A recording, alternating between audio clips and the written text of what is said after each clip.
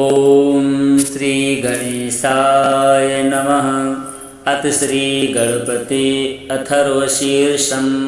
हरि ओम नमस्ते गणपतये त्वमेव प्रत्यक्षं तत्त्वमसि त्वमेव केवलं कर्तासि त्वमेव केवलं धर्तासि त्वमेव केवलं हर्तासि त्वमेव सर्वं खल्विदं ब्रह्मासि त्वं साक्षादात्मासि नित्यं निरतं वच्मि सत्यं वच्मि अवत्वं माम अववक्तारम् अवश्रोतारम् अवदातारम् अवधातारम् अवानुचानमवशिष्यम् अवपश्चात्ताता अवपुरस्ताता अवचोत्तरात्ताता अवदक्षिणात्ताता अवचोर्ध्वात्ताता अवाधरात्ताता सर्वतो मां पाहि पाहि समन्ताता।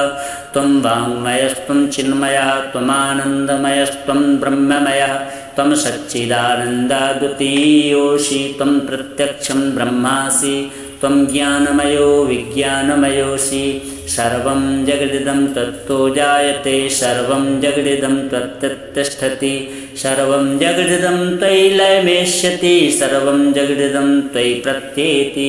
त्वं भूमिरापो नलो निलो नभः त्वं चत्वारि वाक्पदानि त्वं गुणत्रयातीतः त्वं कालत्रयातीतः त्वं देहत्रयातीतः त्वं मूलाधार स्थितोऽसि नित्यं त्वं शक्तित्रयात्मकः त्वां योगिनो ध्यायन्ति नित्यं। त्वं ब्रह्मा त्वं विष्णुस्त्वं रुद्रस्त्वम् इन्द्रस्त्वम् अग्निस्त्वं वायुस्त्वं सूर्यस्त्वं चन्द्रमस्त्वं ब्रह्मभूर्भुवः स्वरों गणादिं पूर्वमुच्चार्य वर्णादिं तदनन्तरम् अनुस्वारः परतरा अर्धेन्दुलसितं तारेण रुद्धम् एतत्तव मनुष्यरूपं गकारः पूर्वरूपम् अकारो मध्यमरूपम् अनुस्वाराश्चान्त्यरूपं बिन्दुरुत्तररूपं नादासन्धानं संहितासन्धिः सैषा गणेशविद्या गणकऋषि निसृतगायत्री छन्दः श्रीमहागणपतिर्देवता। ॐ गं गणपतये नमः। एकदन्ताय विद्महे वक्रतुण्डाय धीमहि तन्नो दन्ती प्रचोदयात्।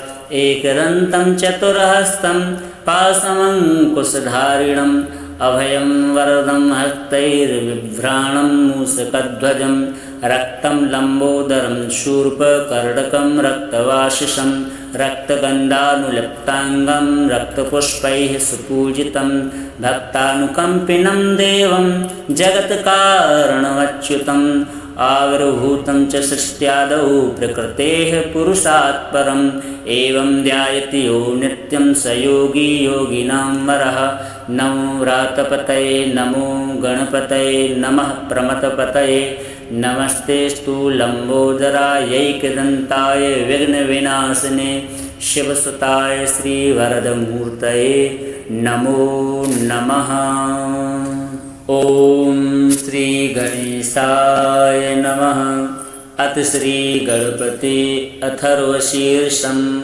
हरि ओम नमस्ते गणपतये त्वमेव प्रत्यक्षं तत्त्वमसि त्वमेव केवलं कर्तासि त्वमेव केवलं धर्तासि त्वमेव केवलं हर्तासि त्वमेव सर्वं खल्विदं ब्रह्मासि त्वं साक्षादात्मासि नित्यं निरतं वच्मि सत्यं वच्मि अवत्वं माम अववक्तारम् अवश्रोतारम् अवदातारम् अवधातारम् अवानुचानमवशिष्यम् अवपश्चात्ताता अवपुरस्ताता अवचोत्तरात्ताता अवदक्षिणात्ताता अवचोर्ध्वात्ताता अवाधरात्ताता सर्वतो मां पाहि पाहि समन्ताता। त्वं वाङ्मयस्त्वं चिन्मयः त्वमानन्दमयस्त्वं ब्रह्ममयः त्वं सच्चिदानन्दाद्वितीयोऽसि त्वं प्रत्यक्षं ब्रह्मासि त्वं ज्ञानमयो विज्ञानमयोऽसि। सर्वं जगदिदं तत्तो जायते सर्वं जगदिदं त्वत्तिष्ठति सर्वं जगदिदं त्वयि लयमेष्यति सर्वं जगदिदं त्वयि प्रत्येति।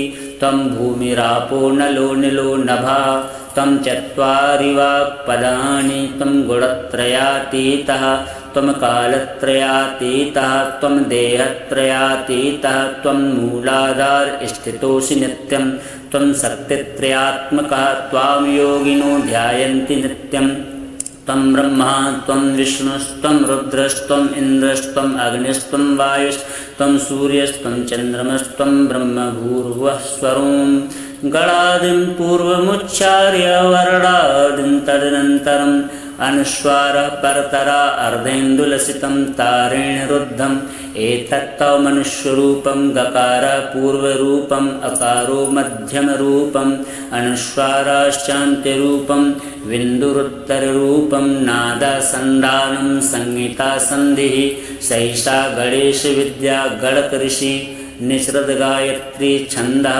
श्रीमहागणपतिर्देवता ॐ गं गणपतये नमः। एकदन्ताय विद्महे वक्रतुण्डाय धीमहि तन्नो दन्ती प्रचोदयात्।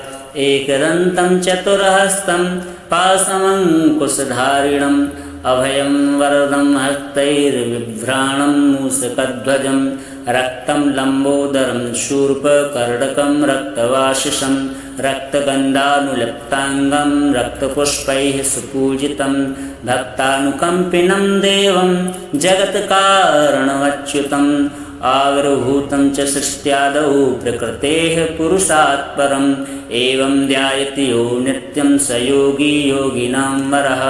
नमो व्रातपतये नमो गणपतये नमः प्रमथपतये नमस्तेस्तु लम्बोदरायैकदन्ताय विघ्नविनाशिने शिवसुताय श्रीवरदमूर्तये नमो नमः।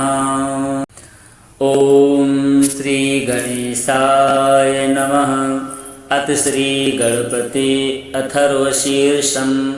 हरि ओं नमस्ते गणपतये त्वमेव प्रत्यक्षं तत्त्वमसि त्वमेव केवलं कर्तासि त्वमेव केवलं धर्तासि त्वमेव केवलं हर्तासि त्वमेव सर्वं खल्विदं ब्रह्मासि त्वं साक्षादात्मासि नित्यं निरतं वच्मि सत्यं वच्मि अवत्वं माम अववक्तारम् अवश्रोतारम् अवदातारम् अवधातारम् अवानुचानमवशिष्यम् अवपश्चात्ताता अवपुरस्ताता अवचोत्तरात्ताता अवदक्षिणात्ताता अवचोर्ध्वात्ताता अवाधरात्ताता सर्वतो मां पाहि पाहि समन्ताता।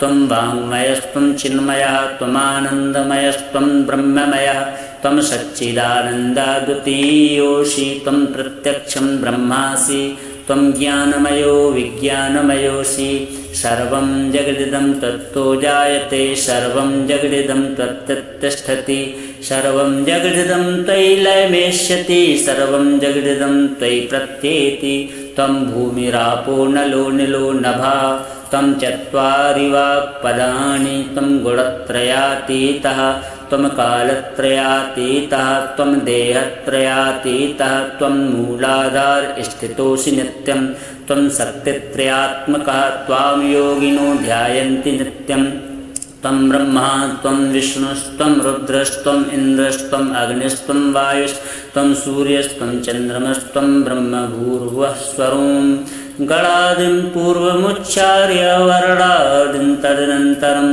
अनुस्वारः परतरा अर्धेन्दुलसितं तारेण रुद्धम् एतत्तव मनुष्यरूपं गकारः पूर्वरूपम् अकारो मध्यमरूपम् अनुस्वाराश्चान्त्यरूपं विन्दुरुत्तररूपं नादासन्धानं संहितासन्धिः सैषा गणेशविद्या गणकऋषि निसृतगायत्री छन्दः श्रीमहागणपतिर्देवता ॐ गं गणपतये नमः।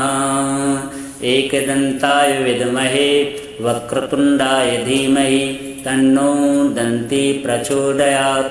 एकदन्तं चतुर्हस्तं पाशमङ्कुशधारिणम् अभयं वरदं हस्तैर्बिभ्राणं मूषकध्वजं रक्तं लम्बोदरं शूर्पकर्णकं रक्तवासिषं रक्तगन्धानुलिप्ताङ्गं रक्तपुष्पैः सुपूजितं भक्तानुकम्पिनं देवं जगत्कारणमच्युतम् आविर्भूतं च सृष्ट्यादौ प्रकृतेः पुरुषात् परम् एवं ध्यायति यो नित्यं स योगी योगिनां वरः।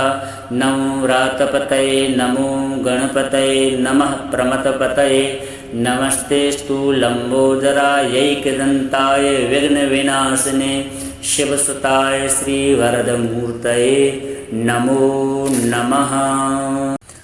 ॐ श्री गणेशाय नमः। अथ श्री गणपति अथर्वशीर्षम्।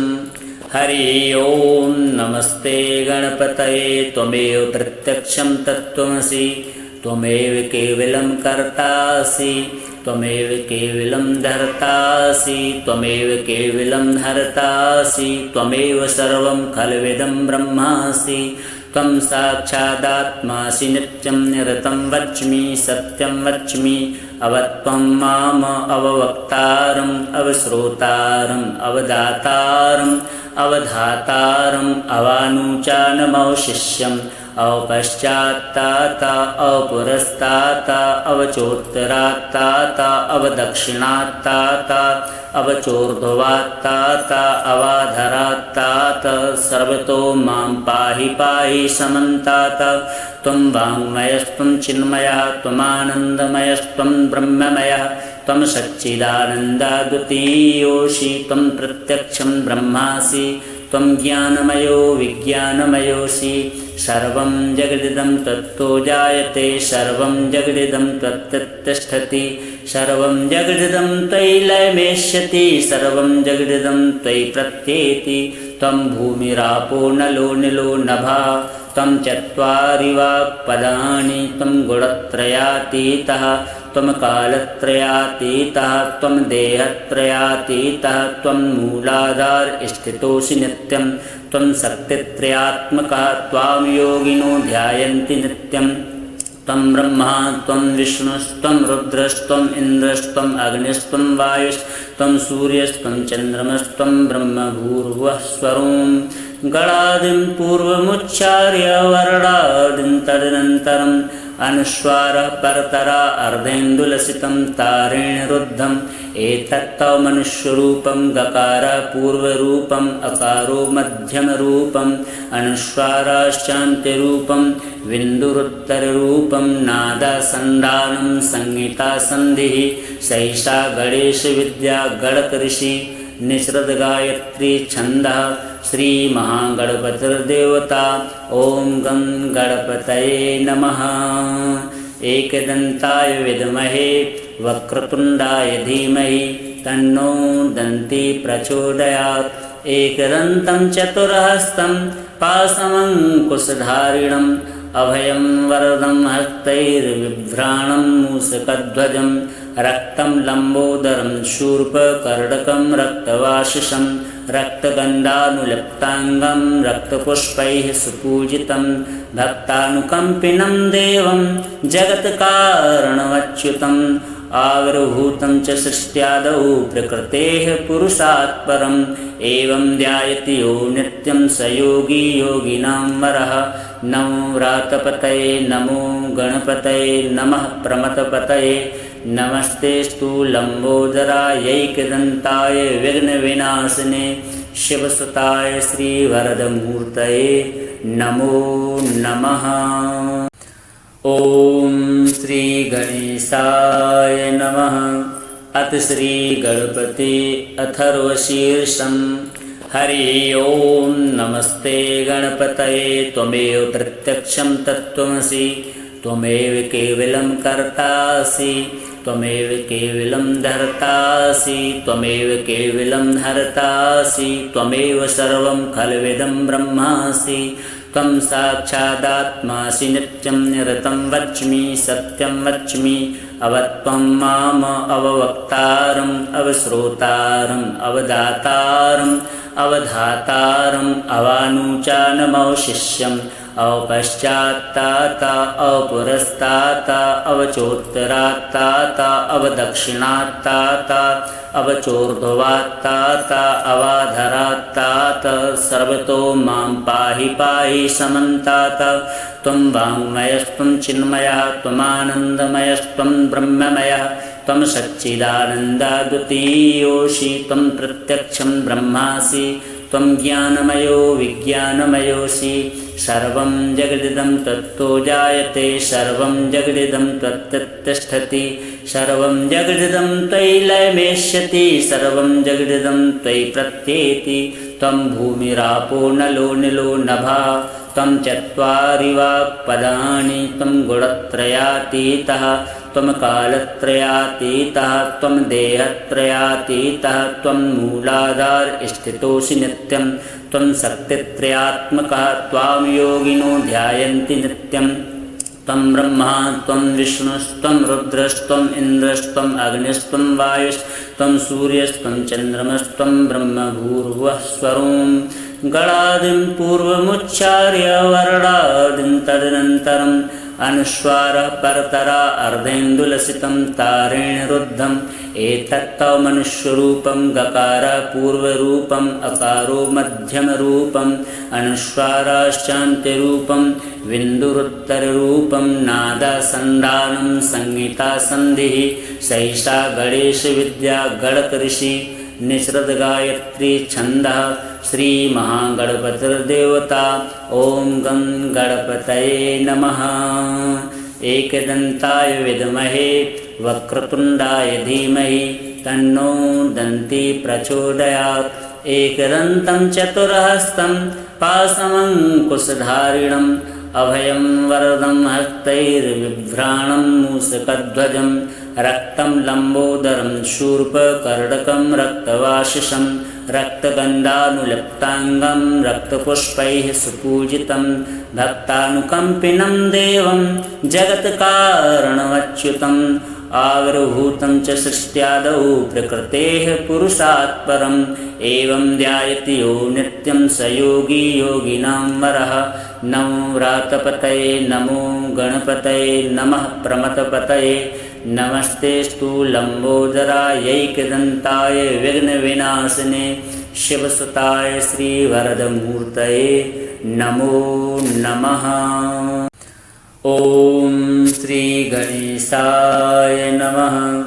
अथ श्री गणपति अथर्वशीर्षम्। हरि ओं नमस्ते गणपतये त्वमेव प्रत्यक्षं तत्त्वमसि त्वमेव केवलं कर्तासि त्वमेव केवलं धर्तासि त्वमेव केवलं हर्तासि त्वमेव सर्वं खल्विदं ब्रह्मासि त्वं साक्षादात्मासि नित्यं निरतं वच्मि सत्यं वच्मि अवत्वं माम अववक्तारम् अवश्रोतारम् अवदातारम् अवधातारम् अवानुचानमवशिष्यम् अवपश्चात्तात अवपुरस्तात अवचोत्तरात्तात अवदक्षिणात्तात अवचोर्ध्वात्तात अवाधरात्तात सर्वतो मां पाहि पाहि समन्तात। त्वं वाङ्मयस्त्वं चिन्मयः त्वमानन्दमयस्त्वं ब्रह्ममयः त्वं सच्चिदानन्दाद्वितीयोऽसि त्वं प्रत्यक्षं ब्रह्मासि त्वं ज्ञानमयो विज्ञानमयोऽसि। सर्वं जगदिदं तत्तो जायते सर्वं जगदिदं त्वत्तिष्ठति सर्वं जगदिदं त्वयि लयमेष्यति सर्वं जगदिदं त्वयि प्रत्येति। त्वं भूमिरापो नलो निलो नभः त्वं चत्वारि वाक्पदानि त्वं गुणत्रयातीतः त्वं कालत्रयातीतः त्वं देहत्रयातीतः त्वं मूलाधार स्थितोऽसि नित्यं त्वं शक्तित्रयात्मकः त्वां योगिनो ध्यायन्ति नित्यं। त्वं ब्रह्मा त्वं विष्णुस्त्वं रुद्रस्त्वम् इन्द्रस्त्वम् अग्निस्त्वं वायुस्त्वं सूर्यस्त्वं चन्द्रमस्त्वं ब्रह्म भूर्भुवः स्वरों गणादिं पूर्वमुच्चार्य वर्णादिं तदनन्तरम् अनुस्वारः परतरा अर्धेन्दुलसितं तारेण रुद्धम्। एतत्तव मनुष्यरूपं गकार पूर्वरूपम् अकारो मध्यमरूपम् अनुस्वाराश्चान्त्यरूपं विन्दुरुत्तररूपं नादासन्धानं संहितासन्धिः सैषा गणेशविद्या गणकऋषि निसृतगायत्री छन्दः श्रीमहागणपतिर्देवता ॐ गं गणपतये नमः। एकदन्ताय विद्महे वक्रतुण्डाय धीमहि तन्नो दन्ती प्रचोदयात्। एकदन्तं चतुर्हस्तं पाशमङ्कुशधारिणम् अभयं वरदं हस्तैर्बिभ्राणं मूषकध्वजं रक्तं लम्बोदरं शूर्पकर्णकं रक्तवासिषं रक्तगन्धानुलिप्ताङ्गं रक्तपुष्पैः सुपूजितं भक्तानुकम्पिनं देवं जगत्कारणमच्युतम् आविर्भूतं च सृष्ट्यादौ प्रकृतेः पुरुषात् परम् एवं ध्यायति यो नित्यं स योगी योगिनां वरः। नमो व्रातपतये नमो गणपतये नमः प्रमथपतये नमस्तेस्तु लम्बोदरायैकदन्ताय विघ्नविनाशिने शिवसुताय श्रीवरदमूर्तये नमो नमः। ॐ श्री गणेशाय नमः। अथ श्री गणपति अथर्वशीर्षम्। हरि ओं नमस्ते गणपतये त्वमेव प्रत्यक्षं तत्त्वमसि त्वमेव केवलं कर्तासि त्वमेव केवलं धर्तासि त्वमेव केवलं हर्तासि त्वमेव सर्वं खल्विदं ब्रह्मासि त्वं साक्षादात्मासि नित्यं निरतं वच्मि सत्यं वच्मि अवत्वं माम अववक्तारम् अवश्रोतारम् अवदातारम् अवधातारम् अवानुचानमवशिष्यम् अवपश्चात्ताता अवपुरस्ताता अवचोत्तरात्ताता अवदक्षिणात्ताता अवचोर्ध्वात्ताता अवाधरात्ताता सर्वतो मां पाहि पाहि समन्ताता। त्वं वाङ्मयस्त्वं चिन्मयः त्वमानन्दमयस्त्वं ब्रह्ममयः त्वं सच्चिदानन्दाद्वितीयोऽसि त्वं प्रत्यक्षं ब्रह्मासि त्वं ज्ञानमयो विज्ञानमयोऽसि सर्वं जगदिदं तत्तो जायते सर्वं जगदिदं त्वत्तिष्ठति सर्वं जगदिदं त्वयि लयमेष्यति सर्वं जगदिदं त्वयि प्रत्येति। त्वं भूमिरापो नलो निलो नभः त्वं चत्वारि वाक्पदानि त्वं गुणत्रयातीतः त्वं कालत्रयातीतः त्वं देहत्रयातीतः त्वं मूलाधार स्थितोऽसि नित्यं त्वं शक्तित्रयात्मकः त्वां योगिनो ध्यायन्ति नित्यं।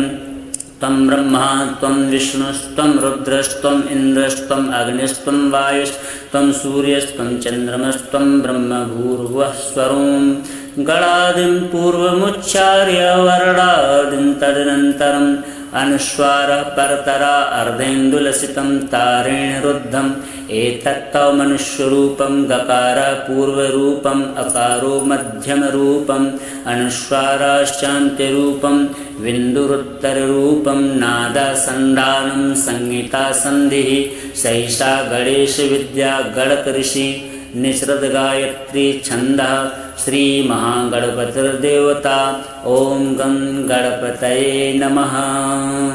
एकदन्ताय विद्महे वक्रतुण्डाय धीमहि तन्नो दन्ती प्रचोदयात्। एकदन्तं चतुर्हस्तं पाशमङ्कुशधारिणम् अभयं वरदं हस्तैर्बिभ्राणं मूषकध्वजं रक्तं लम्बोदरं शूर्पकर्णकं रक्तवासिषं रक्तगन्धानुलिप्ताङ्गं रक्तपुष्पैः सुपूजितं भक्तानुकम्पिनं देवं जगत्कारणमच्युतम् आविर्भूतं च सृष्ट्यादौ प्रकृतेः पुरुषात् परम् एवं ध्यायति यो नित्यं स योगी योगिनां वरः। नमो व्रातपतये नमो गणपतये नमः प्रमथपतये नमस्तेस्तु लम्बोदरायैकदन्ताय विघ्नविनाशिने शिवसुताय श्रीवरदमूर्तये नमो नमः। ॐ श्री गणेशाय नमः। अथ श्री गणपति अथर्वशीर्षम्। हरि ओं नमस्ते गणपतये त्वमेव प्रत्यक्षं तत्त्वमसि त्वमेव केवलं कर्तासि त्वमेव केवलं धर्तासि त्वमेव केवलं हर्तासि त्वमेव सर्वं खल्विदं ब्रह्मासि त्वं साक्षादात्मासि नित्यं निरतं वच्मि सत्यं वच्मि अवत्वं माम अववक्तारम् अवश्रोतारम् अवदातारम् अवधातारम् अवानुचानमवशिष्यम् अवपश्चात्ताता अवपुरस्ताता अवचोत्तरात्ताता अवदक्षिणात्ताता अवचोर्ध्वात्ताता अवाधरात्ताता सर्वतो मां पाहि पाहि समन्ताता त्वं वाङ्मयस्त्वं चिन्मयः त्वमानन्दमयस्त्वं ब्रह्ममयः त्वं सच्चिदानन्दाद्वितीयोऽसि त्वं प्रत्यक्षं ब्रह्मासि त्वं ज्ञानमयो विज्ञानमयोऽसि सर्वं जगदिदं तत्तो जायते सर्वं जगदिदं त्वत्तिष्ठति सर्वं जगदिदं त्वयि लयमेष्यति सर्वं जगदिदं त्वयि प्रत्येति त्वं भूमिरापो नलो निलो नभः त्वं चत्वारि वाक्पदानि त्वं गुणत्रयातीतः त्वं कालत्रयातीतः त्वं देहत्रयातीतः त्वं मूलाधार स्थितोऽसि नित्यं त्वं शक्तित्रयात्मकः त्वां योगिनो ध्यायन्ति नित्यं त्वं ब्रह्मा त्वं विष्णुस्त्वं रुद्रस्त्वम् इन्द्रस्त्वम् अग्निस्त्वं वायुस्त्वं सूर्यस्त्वं चन्द्रमस्त्वं ब्रह्मभूर्भुवः स्वरों गणादिं पूर्वमुच्चार्य वर्णादिं तदनन्तरम् अनुस्वारः परतरा अर्धेन्दुलसितं तारेण रुद्धम् एतत्तव मनुष्यरूपं गकारः पूर्वरूपम् अकारो मध्यमरूपम्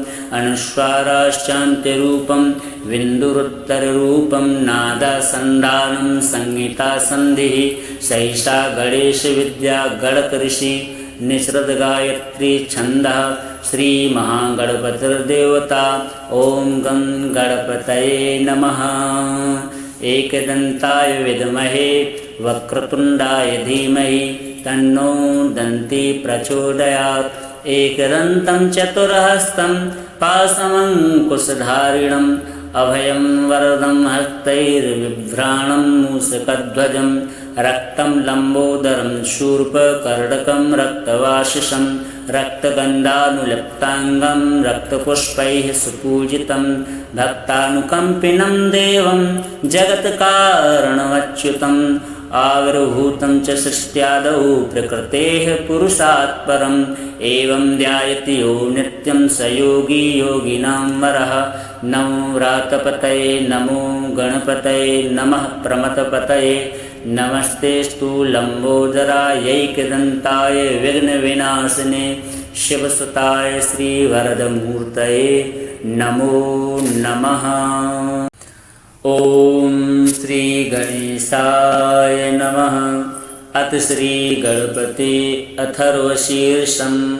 हरि ओं नमस्ते गणपतये त्वमेव प्रत्यक्षं तत्त्वमसि त्वमेव केवलं कर्तासि त्वमेव केवलं धर्तासि त्वमेव केवलं हर्तासि त्वमेव सर्वं खल्विदं ब्रह्मासि त्वं साक्षादात्मासि नित्यं निरतं वच्मि सत्यं वच्मि अवत्वं माम अववक्तारम् अवश्रोतारम् अवदातारम् अवधातारम् अवानुचानमवशिष्यम् अवपश्चात्ताता अवपुरस्ताता अवचोत्तरात्ताता अवदक्षिणात्ताता अवचोर्ध्वात्ताता अवाधरात्ताता सर्वतो मां पाहि पाहि समन्ताता।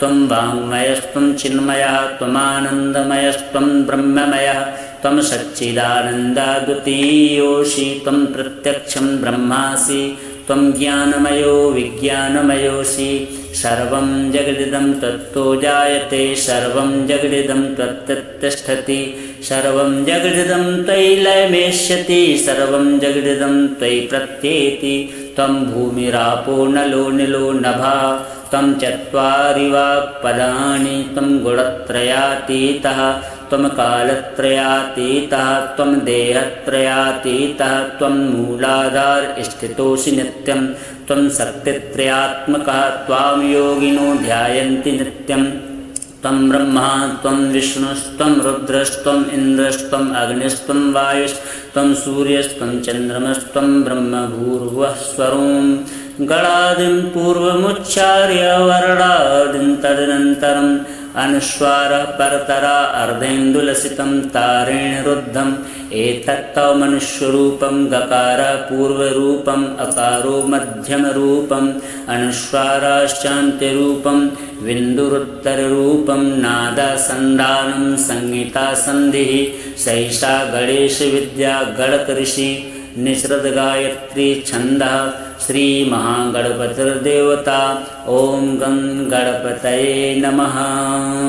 एकदन्ताय विद्महे वक्रतुण्डाय धीमहि तन्नो दन्ती प्रचोदयात्। एकदन्तं चतुर्हस्तं पाशमङ्कुशधारिणम् अभयं वरदं हस्तैर्बिभ्राणं मूषकध्वजं रक्तं लम्बोदरं शूर्पकर्णकं रक्तवासिषं रक्तगन्धानुलिप्ताङ्गं रक्तपुष्पैः सुपूजितं भक्तानुकम्पिनं देवं जगत्कारणमच्युतम् आविर्भूतं च सृष्ट्यादौ प्रकृतेः पुरुषात् परम् एवं ध्यायति यो नित्यं स योगी योगिनां वरः। नमो व्रातपतये नमो गणपतये नमः प्रमथपतये नमस्तेस्तु लम्बोदरायैकदन्ताय विघ्नविनाशिने शिवसुताय श्रीवरदमूर्तये नमो नमः। ॐ श्रीगणेशाय नमः। अथ श्रीगणपति अथर्वशीर्षम्। हरि ओं नमस्ते गणपतये त्वमेव प्रत्यक्षं तत्त्वमसि त्वमेव केवलं कर्तासि त्वमेव केवलं धर्तासि त्वमेव केवलं हर्तासि त्वमेव सर्वं खल्विदं ब्रह्मासि त्वं साक्षादात्मासि नित्यं निरतं वच्मि सत्यं वच्मि अवत्वं माम अववक्तारम् अवश्रोतारम् अवदातारम् अवधातारम् अवानुचानमवशिष्यम् अवपश्चात्ताता अवपुरस्ताता अवचोत्तरात्ताता अवदक्षिणात्ताता अवचोर्ध्वात्ताता अवाधरात्ताता सर्वतो मां पाहि पाहि समन्ताता। त्वं वाङ्मयस्त्वं चिन्मयः त्वमानन्दमयस्त्वं ब्रह्ममयः त्वं सच्चिदानन्दाद्वितीयोऽसि त्वं प्रत्यक्षं ब्रह्मासि त्वं ज्ञानमयो विज्ञानमयोऽसि सर्वं जगदिदं तत्तो जायते सर्वं जगदिदं त्वत्तिष्ठति सर्वं जगदिदं त्वयि लयमेष्यति सर्वं जगदिदं त्वयि प्रत्येति। त्वं भूमिरापो नलो निलो नभः त्वं चत्वारि वाक्पदानि त्वं गुणत्रयातीतः त्वं कालत्रयातीतः त्वं देहत्रयातीतः त्वं मूलाधार स्थितोऽसि नित्यं त्वं शक्तित्रयात्मकः त्वां योगिनो ध्यायन्ति नित्यं। त्वं ब्रह्मा त्वं विष्णुस्त्वं रुद्रस्त्वम् इन्द्रस्त्वम् अग्निस्त्वं वायुस्त्वं सूर्यस्त्वं चन्द्रमस्त्वं ब्रह्म भूर्भुवः स्वरों गणादिं पूर्वमुच्चार्य वर्णादिं तदनन्तरम् अनुस्वारः परतरा अर्धेन्दुलसितं तारेण रुद्धम् एतत्तव मनुष्यरूपं गकारः पूर्वरूपम् अकारो मध्यमरूपम् अनुस्वाराश्चान्त्यरूपं बिन्दुरुत्तररूपं नादासन्धानं संहितासन्धिः सैषा गणेशविद्या गणकऋषि निसृतगायत्री छन्दः श्रीमहागणपतिर्देवता ॐ गं गणपतये नमः। एकदन्ताय विद्महे वक्रतुण्डाय धीमहि तन्नो दन्ती प्रचोदयात्। एकदन्तं चतुर्हस्तं पाशमङ्कुशधारिणम् अभयं वरदं हस्तैर्बिभ्राणं मूषकध्वजं रक्तं लम्बोदरं शूर्पकर्णकं रक्तवासिषं रक्तगन्धानुलिप्ताङ्गं रक्तपुष्पैः सुपूजितं भक्तानुकम्पिनं देवं जगत्कारणमच्युतम् आविर्भूतं च सृष्ट्यादौ प्रकृतेः पुरुषात् परम् एवं ध्यायति यो नित्यं स योगी योगिनां वरः। नमो व्रातपतये नमो गणपतये नमः प्रमथपतये नमस्तेस्तु लम्बोदरायैकदन्ताय विघ्नविनाशिने शिवसुताय श्रीवरदमूर्तये नमो नमः। ॐ श्रीगणेशाय नमः। अथ श्रीगणपति अथर्वशीर्षम्।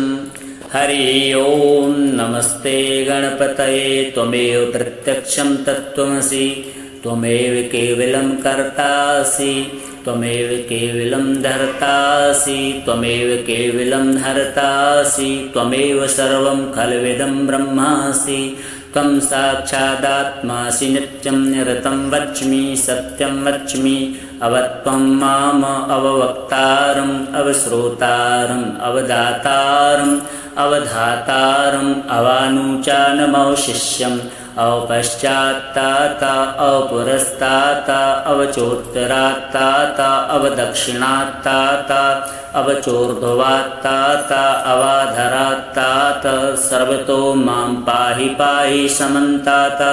त्वं वाङ्मयस्त्वं चिन्मयः त्वमानन्दमयस्त्वं ब्रह्ममयः त्वं सच्चिदानन्दाद्वितीयोऽसि त्वं प्रत्यक्षं ब्रह्मासि त्वं ज्ञानमयो विज्ञानमयोऽसि सर्वं जगदिदं तत्तो जायते सर्वं जगदिदं त्वत्तिष्ठति सर्वं जगदिदं त्वयि लयमेष्यति सर्वं जगदिदं त्वयि प्रत्येति त्वं भूमिरापो नलो निलो नभः त्वं चत्वारि वाक्पदानि त्वं गुणत्रयातीतः त्वं कालत्रयातीतः त्वं देहत्रयातीतः त्वं मूलाधार स्थितोऽसि नित्यं त्वं शक्तित्रयात्मकः त्वां योगिनो ध्यायन्ति नित्यं त्वं ब्रह्मा त्वं विष्णुस्त्वं रुद्रस्त्वम् इन्द्रस्त्वम् अग्निस्त्वं वायुस्त्वं सूर्यस्त्वं चन्द्रमस्त्वं ब्रह्मभूर्भुवः स्वरों गणादिं पूर्वमुच्चार्य वर्णादिं तदनन्तरम् अनुस्वारः परतरा अर्धेन्दुलसितं तारेण रुद्धम् एतत्तव मनुष्यरूपं गकारः पूर्वरूपम् अकारो मध्यमरूपम् अनुस्वाराश्चान्त्यरूपं बिन्दुरुत्तररूपं नादासन्धानं संहितासन्धिः सैषा गणेशविद्या गणकऋषि निसृतगायत्री छन्दः श्रीमहागणपतिर्देवता। ॐ गं गणपतये नमः। एकदन्ताय विद्महे वक्रतुण्डाय धीमहि तन्नो दन्ती प्रचोदयात्। एकदन्तं चतुर्हस्तं पाशमङ्कुशधारिणम् अभयं वरदं हस्तैर्बिभ्राणं मूषकध्वजं रक्तं लम्बोदरं शूर्पकर्णकं रक्तवासिषं रक्तगन्धानुलिप्ताङ्गं रक्तपुष्पैः सुपूजितं भक्तानुकम्पिनं देवं जगत्कारणमच्युतम् आविर्भूतं च सृष्ट्यादौ प्रकृतेः पुरुषात् परम् एवं ध्यायति यो नित्यं स योगी योगिनां वरः। नमो व्रातपतये नमो गणपतये नमः प्रमथपतये नमस्तेस्तु लम्बोदरायैकदन्ताय विघ्नविनाशिने शिवसुताय श्रीवरदमूर्तये नमो नमः। ॐ श्रीगणेशाय नमः। अथ श्रीगणपति अथर्वशीर्षम्। हरि ओं नमस्ते गणपतये त्वमेव प्रत्यक्षं तत्त्वमसि त्वमेव केवलं कर्तासि त्वमेव केवलं धर्तासि त्वमेव केवलं हर्तासि त्वमेव सर्वं खल्विदं ब्रह्मासि त्वं साक्षादात्मासि नित्यं निरतं वच्मि सत्यं वच्मि अवत्वं माम अववक्तारम् अवश्रोतारम् अवदातारम् अवधातारम् अवानुचानमवशिष्यम् अवपश्चात्ताता अवपुरस्ताता अवचोत्तरात्ताता अवदक्षिणात्ताता अवचोर्ध्वात्ताता अवाधरात्ताता सर्वतो मां पाहि पाहि समन्ताता। त्वं वाङ्मयस्त्वं चिन्मयः त्वमानन्दमयस्त्वं ब्रह्ममयः त्वं सच्चिदानन्दाद्वितीयोऽसि त्वं प्रत्यक्षं ब्रह्मासि त्वं ज्ञानमयो विज्ञानमयोऽसि सर्वं जगदिदं तत्तो जायते सर्वं जगदिदं त्वत्तिष्ठति सर्वं जगदिदं त्वयि लयमेष्यति सर्वं जगदिदं त्वयि प्रत्येति त्वं भूमिरापो नलो निलो नभः त्वं चत्वारि वाक्पदानि त्वं गुणत्रयातीतः त्वं कालत्रयातीतः त्वं देहत्रयातीतः त्वं मूलाधार स्थितोऽसि नित्यं त्वं शक्तित्रयात्मकः त्वां योगिनो ध्यायन्ति नित्यं त्वं ब्रह्मा त्वं विष्णुस्त्वं रुद्रस्त्वम् इन्द्रस्त्वम् अग्निस्त्वं वायुस्त्वं सूर्यस्त्वं चन्द्रमस्त्वं ब्रह्म भूर्भुवः स्वरों गणादिं पूर्वमुच्चार्य वर्णादिं तदनन्तरम् अनुस्वारः परतरा अर्धेन्दुलसितं तारेण रुद्धम् एतत्तव मनुष्यरूपं गकारः पूर्वरूपम् अकारो मध्यमरूपम् अनुस्वाराश्चान्त्यरूपं बिन्दुरुत्तररूपं नादासन्धानं संहितासन्धिः सैषा गणेशविद्या गणकऋषि निसृतगायत्री छन्दः श्रीमहागणपतिर्देवता ॐ गं गणपतये नमः।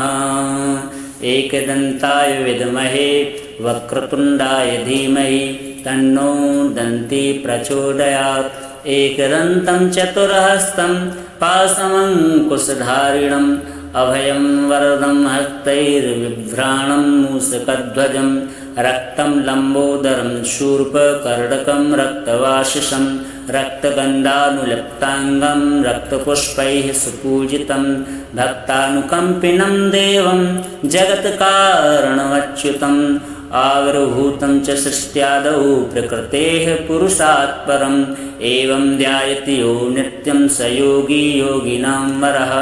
नमो व्रातपतये नमो गणपतये नमः प्रमथपतये नमस्तेस्तु लम्बोदरायैकदन्ताय विघ्नविनाशिने शिवसुताय श्रीवरदमूर्तये नमो नमः। ॐ श्री गणेशाय नमः। अथ श्री गणपति अथर्वशीर्षम्। हरि ओं नमस्ते गणपतये त्वमेव प्रत्यक्षं तत्त्वमसि त्वमेव केवलं कर्तासि त्वमेव केवलं धर्तासि त्वमेव केवलं हर्तासि त्वमेव सर्वं खल्विदं ब्रह्मासि त्वं साक्षादात्मासि नित्यं निरतं वच्मि सत्यं वच्मि अवत्वं माम अववक्तारम् अवश्रोतारम् अवदातारम् अवधातारम् अवानुचानमवशिष्यम् अवपश्चात्ताता अवपुरस्ताता अवचोत्तरात्ताता अवदक्षिणात्ताता अवचोर्ध्वात्ताता अवाधरात्ताता सर्वतो मां पाहि पाहि समन्ताता त्वं वाङ्मयस्त्वं चिन्मयः त्वमानन्दमयस्त्वं ब्रह्ममयः त्वं सच्चिदानन्दाद्वितीयोऽसि त्वं प्रत्यक्षं ब्रह्मासि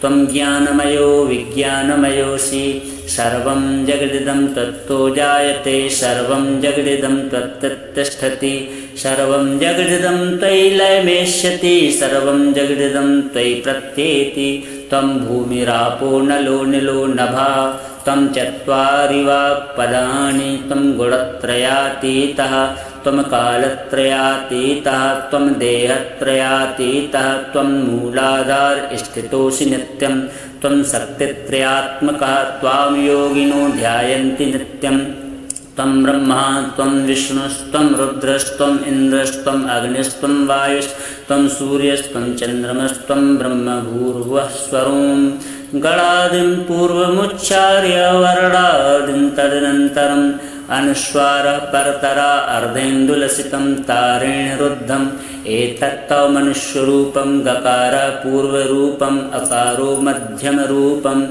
अनुस्वाराश्चान्त्यरूपं बिन्दुरुत्तररूपं नादासन्धानं संहितासन्धिः सैषा गणेशविद्या गणकऋषि निसृतगायत्री छन्दः श्रीमहागणपतिर्देवता ॐ गं गणपतये नमः।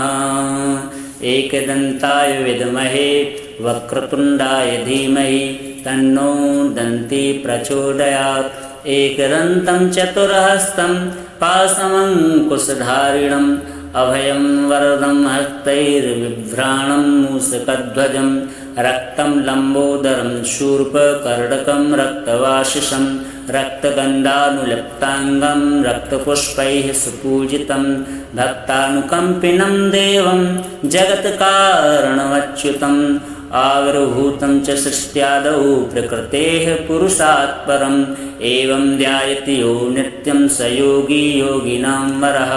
नमो व्रातपतये नमो गणपतये नमः प्रमथपतये नमस्तेस्तु लम्बोदरायैकदन्ताय विघ्नविनाशिने शिवसुताय श्रीवरदमूर्तये नमो नमः।